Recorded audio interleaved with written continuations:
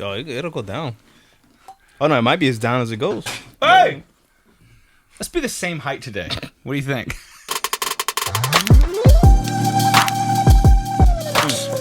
Oh, baby. So I really enjoy McDonald's coffee in the morning. Their black coffee, like just black. For some reason, that coffee, black for me, just has such a robust taste, and I really enjoy it. So, we got some McCafe in the can for the house, and I'm like, yo, let's do it. It's never the same, dude. It just doesn't. It's not the same. It's not the same. You mentioned this a lot of times. You can make a Chick-fil-A sandwich at home. Can you really though? Yeah, you can. Is it gonna taste? I can make you a better Chick-fil-A sandwich at home. No, I know, but can you make the Chick-fil-A chicken sandwich at home? It's not gonna be the same. It's just not. Well, because you know what's gonna happen. You know why your coffee tastes different? Because my brain is telling me it tastes different. Well, you had to put it in a paper cup too, and This is true. And you had to give it to yourself real grumpy. I did. You had to pull it off real the early. pot, I had to make it and go. Oh, and I gotta fucking clean this thing. Here. Yeah. But yeah. So you also had to leave it in the pot sitting for an hour before you drank it. Nah, this was fresh, baby. There you go. That's why it's different. Bree's gonna be getting the. You tasted what it really tastes like. It's good. She's gonna get the McDonald's experience. She might. She might. She might. You just got to go in your refrigerator and break the ice cream compartment down. Dude, I saw this great infographic on Reddit. It's there's a subreddit called Data is Beautiful, and it's just a number of posts of just data, whether it be maps or graphs or pie charts, and it's all cited and all that. And I saw this one. It was McDonald's ice cream machines, and people were, I guess somebody made some kind of app and said, hey, if you go and they say it's broken, hit this button and you're going to populate on this map. And dude, it's the entire country. Yeah, and you know what that is, right? It's the whole country. You know what that is. Tell me what that is. They don't want to clean it. They don't want to clean it. So here's the thing. Then maybe if I'm McDonald's, maybe I make or contract someone to make me a machine that is much easier to clean and to maintain. No. Is it because it's difficult to clean? I've never cleaned an ice cream, an industrial strength ice cream machine. I've never done it. This topic stings because I've worked in this industry. It stings. And you just you do it. All right, you do it. You just clean it. I had to clean. I had to scrub toilets. Yes, you know what it is? It's the bigger of the chores in the scope of the things you have to clean over there. I see. You have to tear it apart. You gotta, and the thing is, so if you are told that the store closes at 10 or whatever, McDonald's sometimes it's 24 hours, so then you guys don't make no sense as to why your ice cream machine is ever down. But the people that close and stuff like that, if the store closes at 10, they're typically told once you're done cleaning, you can leave. What they understand by that is that if the store closes at 10, it really closes at 9:30. We're going to start mopping. We're going to start shooing people out of here because I'm leaving at 10 on the dot. Yeah, we're leaving. You don't pay me enough to stay past 10 o'clock. That starts with management, man. You don't pay me enough. You want zero? Come on. Yeah, exactly.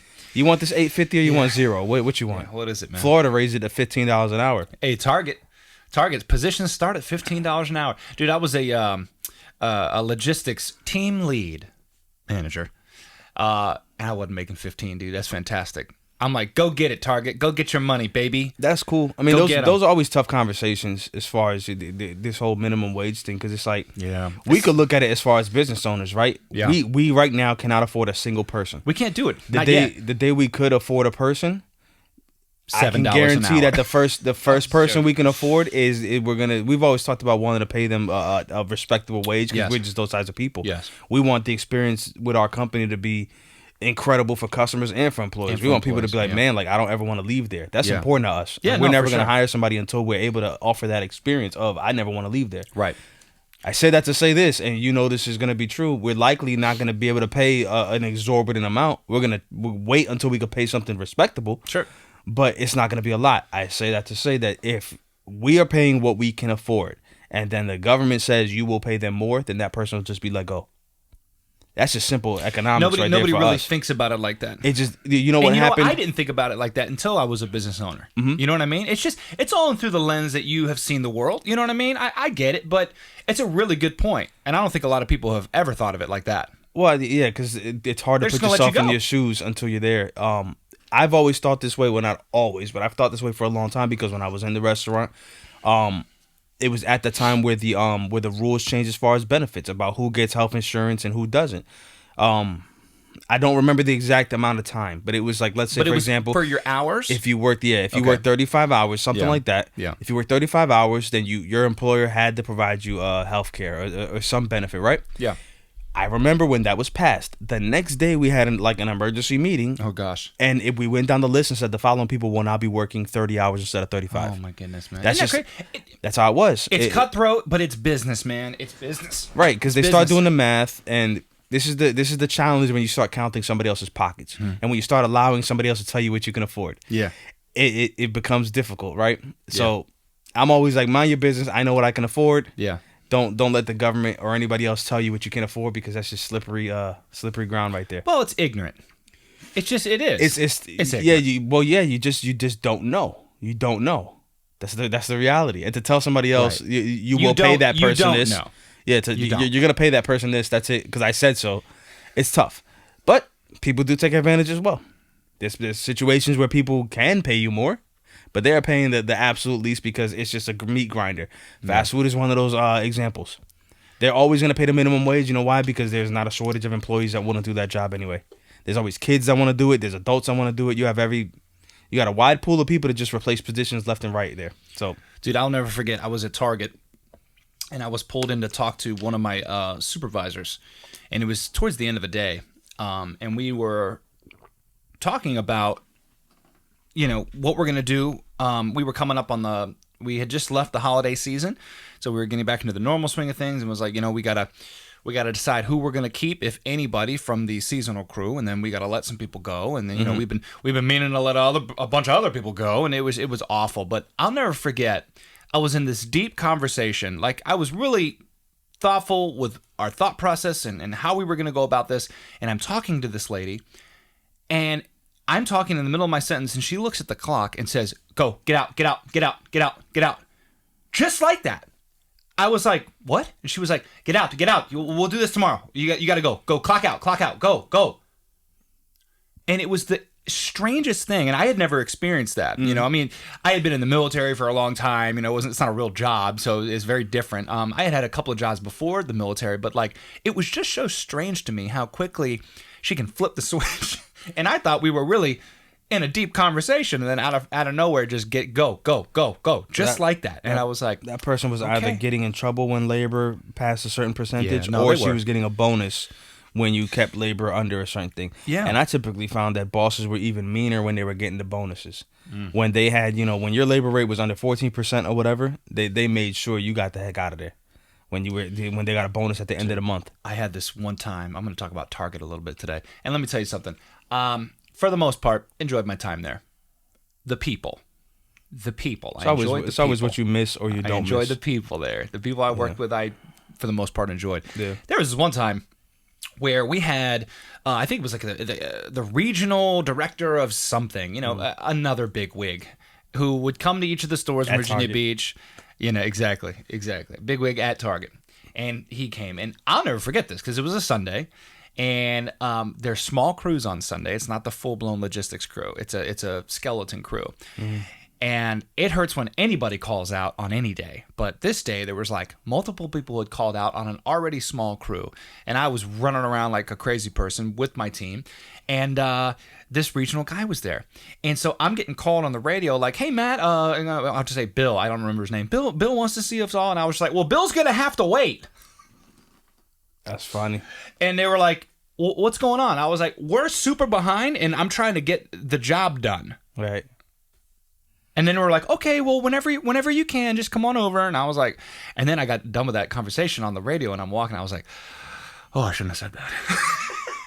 It's all good. They probably respected it. No, and you know what? So I did go. I had I had the deep freezer gear on. Yeah. Because I was jumping in the deep freezer because we were down people. I was like, I'm Yeah, jumping in there. yeah, So I yeah. came out in that with my big oven mitts. Yeah. And I was like, "How you doing, Bill? Nice to meet you. I'm Matt." And he was just like, "Oh, wow, you look busy." I said, "Oh, you don't even know. We're down a few people today." Yeah. And he was like, "Oh, okay, well, I won't keep you long. But I was like, I'm just gonna go ahead and air it out right here in front of everybody. And then my two bosses were in front of me there, and I was just like, He's you know probably what? heard it before. He He's probably probably has. happy to see that. He's probably proud of those bosses there, those supervisors. Keeping Good it job, low, baby. Keeping. If the job takes 6 people, be efficient. Do it with 3. Do it with 3. Oh, I don't understand that yeah, nonsense. Target was quite the adventure, man. That was a weird time in my life, man. I had just moved back to the area. I had a lot of personal things that had gone down, circumstances that brought me back home. Was literally living at home. Had to get a job. Went back to school. It was just a really weird time for me, and I'll never forget my times at Target, man. It was crazy. It taught me a lot. It did teach me a lot about coming back into the civilian world. About what you can expect from people in general. So, but like I said, I there's some people I still talk to from Target, and it was quite the experience. I will say this: never again, never again. Well, I say never again. In an ideal world, I would never again do that. If push comes to shove and that $15 an hour looking nice, and we come, across hard times, of course I'll do whatever it takes. I do whatever it takes. But if given the opportunity, never again. Say hard times will make a little kid hate Santa Claus. That's right. That's You right. gotta do what you gotta do, man. Yeah, man. You got to do what you got to do. But if it's up to me, never again. Hashtag Target. Dude, there's a whole website devoted to anonymous Target employees. It's like a message board where they're just going off. I learned of this towards my tail end of Target.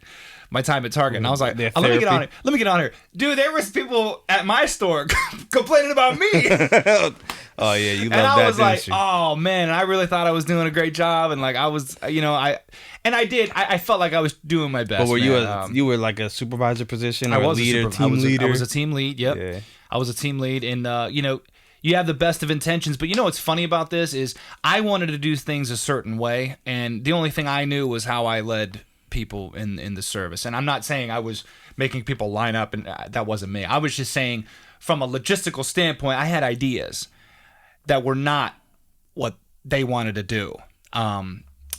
So I was kind of, forced to do some things that I wouldn't have done otherwise. So maybe that's where the complaining came from. But I tried to be respectful and nice. I would never yell at anybody or.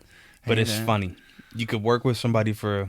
You weren't. How long were you at Target? About a year and a half, almost 2 years. Okay. Yeah. So you could. It's about long enough you could understand. Lid's on. You could work somewhere. What? The lid was on. Oh, the lid was closed. The little thing. Was yeah. closed. Yeti, huh? We're living good. Them Yeti cups are like $60. This is Bree. I stole it this morning before she woke up. Okay, I'm using the Yeti today. Thank you, Bree. Yeah, Yeti, man. That's I would have loved to get some stock in them when they were starting up. They're killing it. But anyway, continue. Oh yeah, no, but you've worked long enough to understand because you kind of alluded to it, and I experienced it as well. Is that you could work with somebody for years, you could work with a team for years. Mm-hmm. As soon as they give you that promotion, you just an alien now. You now walk in with a stink on you. Yeah, I mean, I didn't really experience that because they got me off the street with no retail experience. But you went by in the as way. team lead, whatever. As team lead.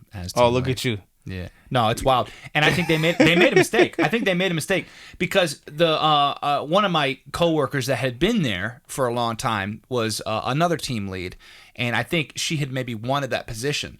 And I always felt like there was some tension there, and I was like, listen, There friend, would be. There should be. There should be. And I understood. Not your fault. 'Cause here's the thing. When I went, I was just trying to find a job that was close to my parents' house that I could literally ride my Debo bike to. Okay?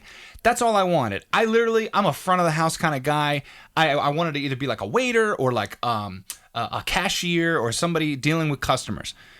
I go to Target and sign up to be a cashier. That's what I did. They saw me, I got an interview, and then I guess from that interview, they were like, yeah, maybe we get him to maybe fill this hole. And so then I did literally, I stopped counting at 7. I had done 7 interviews. And I was like, yo, can I get the cashier job or what? I just thought Target was being super freaking picky. I was like, man, that must be nice to be that picky. But it turns out it was I was interviewing, unbeknownst to me, for a logistical team lead position. So this lady was mad, man. And I could always feel that. Well, yeah, the cashier got promoted before he even started because they probably did have that opening for that.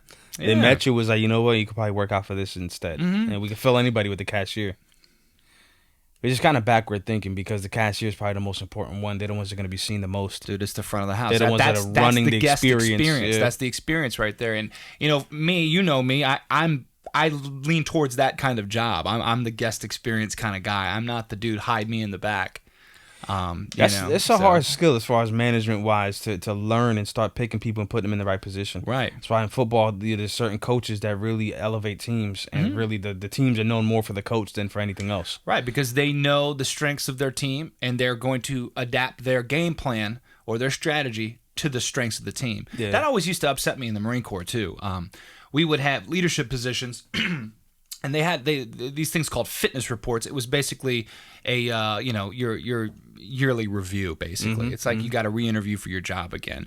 But it was to try to get promoted. So you do a number of things to get promoted. You have a really high physical fitness score. You'd have a really good, for musicians, it was like you had a great audition scores. You had a number of things. You did a certain amount of courses.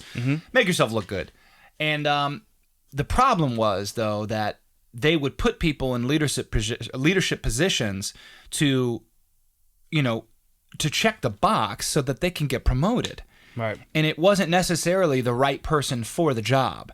And so that was always a little odd to me. Like we had a platoon sergeant, which was basically, an enlisted person that was in charge of all the junior enlisted. And to me, I'm like, well, that should be a very qualified person. That should be somebody who's a true leader and has the best interests of the platoon at heart, and they respond to this person and all that, and that should be carefully handpicked and groomed. And no, it's like, all right, who needs something good for their fitness report next month? Let's get them in there. So no, you and what are you gonna do? You and the viewers are gonna forgive me for this. Oh no. What was that? All right, excuse me. Oh wow. Oh hey, look at you. Nice job, buddy. Good accuracy. That death was brought to you by Nike. Just do it. All right. that was distracting the crap out of me. When we go back and see this, you're going to notice that for your whole sentence, I'm listening to you, but I'm looking like right down. I'm just like, I saw it at the corner of my eye. I'm like, what is, okay. Oh, that's funny. Is that a dog? Because Dude, there's been a lot of spiders in my house recently. I don't know what it is. I had to go to Home Depot and talk to, Frank at Home Depot. And like, Frank, I got a shit ton of spiders at the house. What am I going to do about it? And he's like, come on. He's like, stop leaving food out. No, it was clean. Make sure there's nothing anywhere. Like, dude, he was just like, there's some stuff you could put around the perimeter of your house and in your yard. Yeah. So we did it. We did it. We did it, and it's a little better, but it's a lot of spiders, man. You probably now caged them in the house. Yeah, now they're scared. Now they they're come like, out. oh, hey, nice. Now we don't have to go back out there. They were about to leave, and they got the poison waiting for them. So they got man. comfortable in the house. Oh my goodness. But yeah, you got to know your people, and you got to put people in positions to succeed. That for me, that's how I would do things. That's how I would do things. And you're good at certain things, and I'm good at certain things. And we tend to do certain things with this company. You know what I mean? Like, it is what it is. Everybody's got their strengths. Yeah, and you have to accept that we're social creatures. Mm-hmm.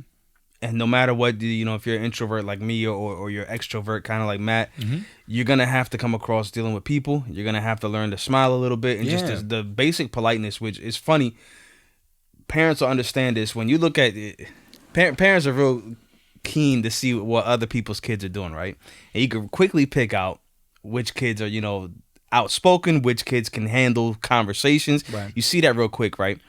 I say that to say that adults still go through the same nonsense. There's still adults that still don't get how to just walk into a room and speak and just be polite. Yeah, it's weird. Apparently, it's just it's an alien skill or whatever. Because it is an alien skill. We still come across people that's like, you really like twice our age, socially awkward like that. Like, you don't understand that you don't say that, or why did you just walk in the room and not say a single word? Yeah. Like, we still run across, like, it's funny how we went to, like, early on, we go to meetings and people just walk right past us and just start a conversation. It's like, hello? Good morning? Hi, how you doing? Like, this is how we're setting the tone right now to do business? Like, it's not, and a lot of times it's like, I get that we're like the service providers, right? We're just to shut up and go point on the camera, right? Yeah. But it's still like, I'm a guest in your house is the way I always see it. Like, it's your office, but it's like, this is your home field. Be polite. Yeah. Just, do you want a water? Thank you for coming out. Yeah, no, nice it's to great see to see you. Yeah, come on back. But it's crazy how often people are just like, yeah, so here's what we're gonna do. You're gonna like, hi. And then I just go. Yeah, nah. I wish it didn't affect me as much as it did, but it's fine that it affects. It's just, I know. It's tough that and I learned this at other jobs, even the office jobs that I had. It's hard to let the customer know. Really, it's like we were taught you should never let the customer know from a business standpoint that you're frustrated with them. Yeah. And it's like you got every right to. You got every right to deal with customers sometimes to tell them you're wrong. Yeah. This is crazy. This is not the way we do business. But it was always like I had great, like, I guess mentors you could call it, bosses that kind of I looked up to a certain extent. And I had a few that just was like, stop taking it personal. Yeah. Like, you got to leave it alone. You can't fight and prove that we're right every time. Like, just leave it. Yeah, no, and we've had a lot of run-ins like that just with this company. And I don't think it has anything to do with video production. I think it's just, this is just what it is in our society these days. There's just going to be a lot of difficult people. That's all good. I'm sure a lot of people think I'm a difficult person. And I'm sure I am many times. But there are days where, I mean, we sit here and craft emails as if it's the last time we're ever going to talk to people. Take 30 minutes to write an email. Like, for real. Like, we take the time to do this. People don't read them. And they don't read them. They don't read them. And that's okay. No, it's not, because you can tell. It's okay. No, it's again, it's basic communication. I said it the other day. If I don't accept it from Victor, Hector, if I don't accept it from a child, I'm not going to accept it from an adult. Yeah. Like, if I ask you a question, sure, Matt, is that cup pink or whatever the heck it is, and you're going to tell me, well, the lights are white. I'm already furious. Yeah. I'm already like, or instead, if we ask a question, because it's happened before, we ask a simple question, hey, are we going to do this on such and such date? And then they just completely ignore that and start telling us something else. Yeah. Like, oh, here's what I need you to do. Like, are you going to address the fact that we need to know such and such? Like, yeah. Basic communication, man, that'll drive me nuts. Yeah, our inside, and Tony said it a few minutes ago, our inside joke, we call each other aliens, because sometimes we feel, at least socially, we feel a little alienated, because it just seems like the more we do this, the more people we're running into that, how do I put it? That just don't pick up the same social cues. There's no emotional intelligence there. Yeah, emotional intelligence. Now, none of this is and you know what's funny? Like, I hadn't thought about this the other day. We've worked with incredible people. This is the minority issue. But this is it's just funny, because it's more fun to talk about that. Because we could sit here for 3 hours and talk about so many great relationships we have made with this company, and how much fun we've had with so many different people that let us do what we want, give us everything we need. And that's why we keep doing it, because of those people. So thank you. But yeah, no, it's more fun to talk about the annoying stuff. Well, yeah, there's sometimes we'll touch on it or whatever. It's human nature, baby. They don't understand the way it's simple things that throw us off. And that's not to say that we're without flaws. This is minor gripes, and I'm sure that there's plenty of people that might have come across us either in business or personally, socially, that have worse gripes. I say that all the time. Like, whenever I'm thinking about, it's so minuscule compared to some things, man. Yeah, like no, it is. You complaining about that, dude? Get over it. We call it like breadcrumbs that fall in the milk. Like, yeah. It's annoying, but it's not gonna ruin it. You know what I mean? Like, it's just. What are you gonna do? What was I gonna say? This milk's a little bready. I lost my train of thought there. Oh man! But anyway, dude, it's a beautiful thing. Yeah, it's a beautiful thing, man. So, other than that, what's wild about this, and I don't even want to talk about the election. I don't either. You know what? I was driving in here today to record this, and I was like, man, I kind of don't want to. I don't want to sit here and talk about the election all day. It's just crazy how close it is, and it's crazy how, from one source to the other, one person's in the lead, one person's not. Like, the media is still lying to us. Oh, and it's like people are waking up to this finally. Like, these major news outlets are calling things, and it's not yet called. It's like, what are we doing? Like, guys? you know, if you go on the if you Google it right now, most likely the AP, the Associated Press, is gonna come up, and they're gonna tell you that Joe Biden right now is like one state away from winning. Yeah. If you go check on like CNN or somewhere else, they're gonna tell you that Joe Biden still needs like 20 more votes or whatever. Like 20, like, why isn't this number just a hard and fast number? We're talking numbers here. This isn't really subject to interpretation. Either you have it or you don't. Dude, me and Bree went at length the other day researching the origins of the Electoral College and why it was brought about, and whether that fits within our society in 2020 and all of these things. And, because whenever I'm trying to figure something out, I like to Google or YouTube University. If we're going to talk about the Electoral College, you always got to do both sides. You got to look up, why is the Electoral College needed, and get that a few times from a different couple of videos, and then go, why is the Electoral College not needed, and you get it from that side.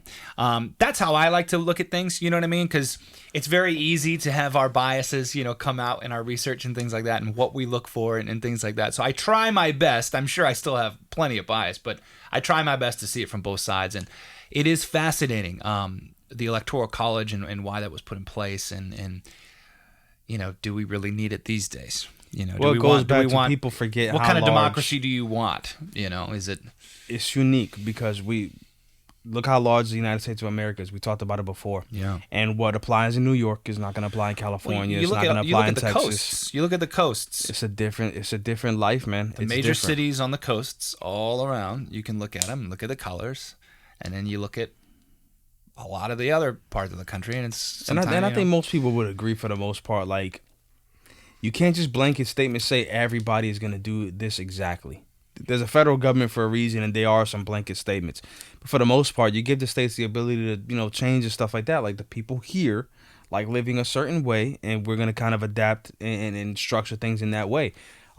Every election is that way. Your local races are that way. Your governors, your mayors, and all that stuff is going to be based on the people there. To say that the people there have a voice, and they should be able to mold a little bit. Like I said, in Texas, we live a certain way. We don't need the same exact restrictions and limitations as, Colorado, whatever. States' rights are important, I think. Well, that's what makes us unique, right?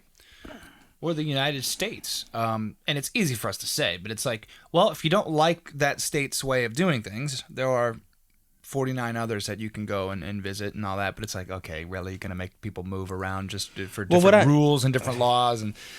There's that. That's a reality too. If you don't like it, you could move to another state. Truly, you could, right? It's easier said than done. And I never liked that as a lazy talking point as far as just, can you not protest? Can you not affect any change? Can we not make our local community better? Can we not make our local country better? It's always like, well, go move to Canada if you like it so much. Go move to Argentina if you like it so much. Like, why? Why must it be the way you like it, or else I have to leave? Like, why don't you leave? Like, I never understood that. The whole go back to where you came from or go over there if you love it so much. Like, you could change things here. Yeah. Now, I wish people would do more than just complain, but sometimes that's all I do is complain. It baffles me that it's a two-party system. It's either left or the right. I think it's a one-party system. That is it. You don't get the middle. Like, I'm going to vote for Joe Jorgensen. It's like, dude, come on, man. It's left or right. You're wasting it if you do anything else. I think it's what people say. I think it's two branches. I think it's two branches of one tree. You mean to tell me it's just like anything in life? Is it always just black and white, clear and unclear? Like, no, there's a lot of middle. Most things are in the middle. But in our political system, it's like either you're with us or you're against us. It's just so silly to me. Some issues could be that way. It's so silly to me, man. And that's the problem. Once we get it, we talked about it before. People have a hard time understanding two ideas at once. Yeah. That you could, love a country but dislike a lot of things about it, and vice versa. Some things could be very black and white. Some things are either you're for it or you're not, and some things are gray. And a lot of times people get real politicized. They're focused on one issue. They're allied with one party because of one issue that's really important to them. Yeah. And that issue a lot of times is so important to them that if you disagree, you are now hurting me because, I'm experiencing this in my life. Politically, it can be changed and my life can improve if certain people, do certain things. And if you vote against that, you're not my enemy because you don't understand my life. It doesn't always have to be that way, man. It doesn't have to be. There should be some maturity, man. Like, there shouldn't be the awkwardness of who'd you vote for. I don't understand because that comes from just a lack of respect. Because it should be like, oh, you voted for Biden? Cool. You got your reasons. You voted for Trump. That's as far as it should go. It shouldn't be you racist piece of junk, or it shouldn't be you liberal fairy or whatever. Like, yeah. It shouldn't be that way. It's really become that, hasn't it? Like, people are very... I think it's always been that way. These attack ads, this whole like you against me. So bad, man. That's the American way. Bad. The American way is fight each other. It's piranhas, man. Yeah, divide and conquer. It's what it feels like. You see weakness, eat them alive, and do it publicly. Destroy them and move on. It's just so crazy how casual these even our local political ads are, dude. Warner and Elaine Loria, the two, and it's like, man, if you believe those ads, then neither of them is a good choice. You know what I mean? Like, if you listen to one side, just he did this, and this, and he's this, corrupt, Elaine Laurie. But so if you believe, it's like, well, then why are we even considering any of them? If they're all just so terrible and cheaters and nasty and horrific. Why does the public get upset when these people hang out with each other? Yeah, that's another one, Like, we get angry with each other and we'll split families. I'm not going to my dad's house anymore because he voted for Trump, right? Oh, man. But it's like, I don't get it. When Hillary Clinton and Trump were running, Hillary Clinton was like a really good family friend of Donald Trump. Yeah. But we're arguing, it's like, how, New York how could you vote for Hillary? How could you vote for Trump? Like, Hillary Clinton was at their wedding. Like, they were friends. Yeah. And you guys are fighting over people that are giving you a show. That's just being as mad as like the Hulk and the Undertaker don't like each other. Yeah. And now me and you are gonna be enemies. Like, these people, after the cameras get cut off, they go hang out. They go have eat lunch. Yeah. This is all a show for you. It's like, I'm gonna say this about you, and you're gonna say that about me, and that's it. And I'm sure that some of those things sting. Like, it's just a celebrity roast every time they do these debates. That's all it ever is. Yeah. Some jokes might sting, some statements might hurt, but at the end of everything, they go shake hands and they probably go hang out because we've seen it. Yeah. I don't know if that's the case with Joe Biden and Donald Trump. Come but on, it wouldn't, man. It wouldn't surprise me. It wouldn't surprise you one bit if these guys are just beating each other up on camera, and then when the cameras are off, they're fine. This clown. I'm sure that you could see that junk didn't bother him, and I'm sure he would go eat and hang out with Joe Biden afterwards because none of that stuff he said didn't bother him. When you called me that a man clown, was unfazed when you at called all. me a clown, that was hilarious. That was so good. Probably. So funny. He's been in roast. They've said way worse to him than they ever will on a political stage. So we watched some George Carlin recently about elder George Carlin towards the end of his life and talking about politics and the election and why he doesn't vote, and it just cracks me up, man. But I'm sure our lives are going to improve as soon as the election is over, right? I'm sure everything's going to get fixed. I'm sure it's going to affect you in a big way. Your life is going to change, man. I'm sure of it. I'm sure of it. My friend Jeremy said jokingly, but he was dead serious. He was like, I'm going to vote for the guy that gave me $1,200. It's like, you're silly. Oh my God. He was like, no other president has given me. I was like, actually, George Bush gave you some money too, if you remember. It's like $400. So there's a trend here going. If you want money, vote for a Republican. Yeah. They'll cut you a check. That's true. They've run out of strategies. Yeah, now they're like, they're not paying for your vote straight up. Like, we got the money, so. And now we're talking about the second stimulus won't be discussed until after the election. Yeah.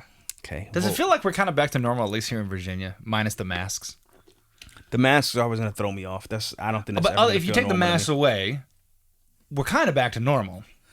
We're doing mostly right? what Like, we were able to do. I don't know how many people in Virginia like have the virus. Yeah. So for those people, it's like they're still.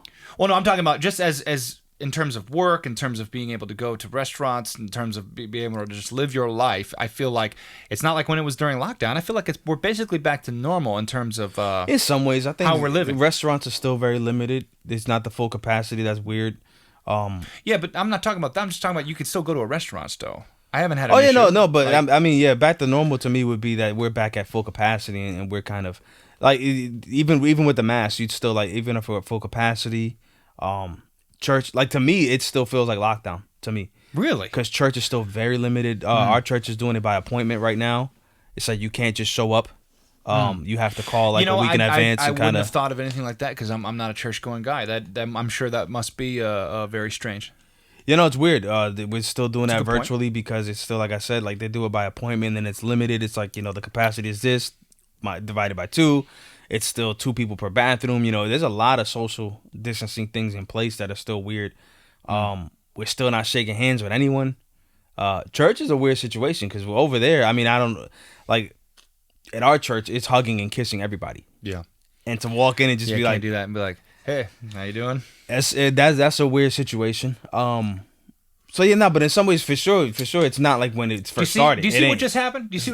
2 different people with 2 different experiences that live in the same town and live right down the street from each other with 2 completely different lives. Different experiences matter, man. Like it's my experience. You heard it. I was like, it feels like we're back to normal. I get to go to work. I get to, I can go eat. It hasn't really affected me too much. It's people have different things going on in their lives that I never would have thought of. I would have never thought about how church-going people that are used to that every week, multiple times, and seeing all these people, and you can't do that. Mm-hmm. That's a big change, man. You can only see it through your lens, people. Yeah. And you got to be able to listen and understand that it's not just about you. It's just not about you, man. It's not about you. Well, and it's weird. It's a balancing act because we talked about it earlier. We're social. We're in this together as a community, as a planet. We have to get along with each other to a certain extent. But at the same time, I go back to my default of you got to worry about yourself and your family. That's the priority. And stop worrying about the way other people are living their life because you can't control it. That's a losing battle. You know, telling everybody the way they need to do things or whatever, it's a losing battle. Yeah. That's why even with my beliefs, you know, as far as religiously, I kind of fall into, sometimes I feel like it's not even right to vote because I'm of the belief that everybody has free will. And it's not really my business to necessarily dictate everybody else's religious beliefs or their morals, really. I don't believe in legislating morality, right? So I don't think it's right. A lot of people do believe in that. You know, it's funny, I get in trouble for this, but to a certain extent, I feel like all drugs should be decriminalized, all of them. Somebody's doing that. Yeah, there was one. Who was that? The hard drugs are getting decriminalized. Yeah, it's it's like gonna be Oregon or maybe not like Oregon. that. Forgive me. I don't. Destroy your organs if you. No, I don't know. But I did see that recently. That's pretty crazy, man. To an extent, I feel like that should be decriminalized all around everything because at this point, if you don't know what cocaine does to you, if you don't know what LSD does to you, I don't think there's anybody that doesn't know. You know what you're putting in your body. Well, you do it one time and you realize what it does to your body. That too, really, we should be treating mental illness. There's a lot to say about that. Yeah, because people a lot of times are self-medicating. They're finding an out. They went through something traumatic, and then some jerk, because that's what you guys are, is jerks. When you sit there and take advantage of somebody's trauma and say, "I can help you with this. Take this pill, inject this drug into you, you'll be fine." Freaking parasites in society, man, it's wild. It's like crazy. I'm sorry, like that. I don't have no respect for that because that's a lot of times that's what they're doing, man. They see somebody hurting and they just take advantage of that. For $20, I'll get rid of all your pain, and then they got you for life because that's what these drugs do to you.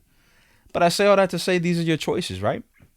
If you choose to do that with your life, that's for you. Because I always work with the mindset of the rules that we set are gonna apply to me too. If I want to do whatever I want and you guys mind your business, then I gotta mind my own. That's pretty simple. I can't sit here and set the standard of from now on, because I believe this, there's gonna be laws written that you won't ever do that because power shifts. One day I'm up, the next day you're down. And when they're in power, they're going to use those same rules against me.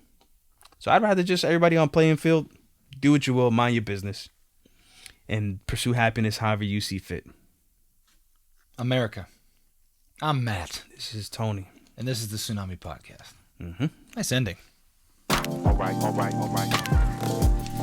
This episode is sponsored by Yeti. Maybe by 2021, we'll know who won this stupid election. Maybe. I like that background. No Man's Sky.